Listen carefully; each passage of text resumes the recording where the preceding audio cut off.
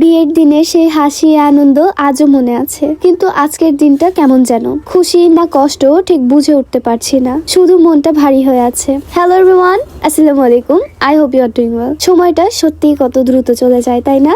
মনে হচ্ছে যেন কালই আমার ভাই আসলো আর আজই সে চলে যাচ্ছে, কিন্তু আসলে তো এর মাঝেই কেটে গেছে কত দিন, কত হাসি, কত গল্প, কত স্মৃতি। এই অল্প সময়ের মধ্যেই আমাদের জীবনে নতুন একজন মানুষ এসেছে, আমার খুব প্রিয় ভাবি। আর সত্যি বলতে এই পুরো সময়টার মধ্যে সবচেয়ে বেশি যাকে মিস করব সে হলো আমার ভাবি। কারণ এই কয়দিনে আমরা শুধু আত্মীয় না, একদম বন্ধুর মতো হয়ে গিয়েছি।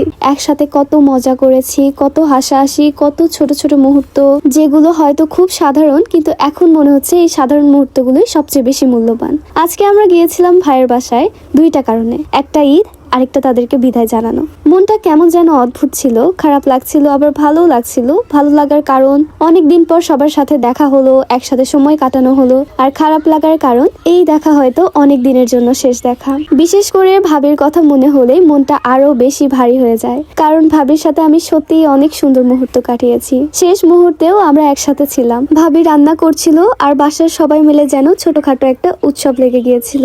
আমি ওখানে বসে থাকিনি, আমিও একটু হেল্প করছিলাম, যা যা দরকার সব এনে দিচ্ছিলাম। ভাবির হাতের রান্না সত্যি বলতে অনেক মজার, আমার তো ভীষণ ভালো লাগে। এই ছোট ছোট কাজগুলো করতে করতেই বুঝিনি কখন সময়টা এত দ্রুত চলে গেল। এরপর আমরা সবাই মিলে বসে গল্প করলাম, একদিকে হাসি অন্যদিকে গুছানো, কারণ তারা তো দেশের বাইরে চলে যাবে। এই চলে যাওয়া কথাটা যতবার মনে হচ্ছিল ততবারই বুকের ভেতরটা একটু করে খালি হয়ে যাচ্ছিল। আমরা একসাথে বসে বিয়ের ভিডিওগুলো দেখছিলাম, সেই দিনগুলোর হাসি আনন্দ আবার নতুন করে চোখের সামনে ভেসে উঠছিল।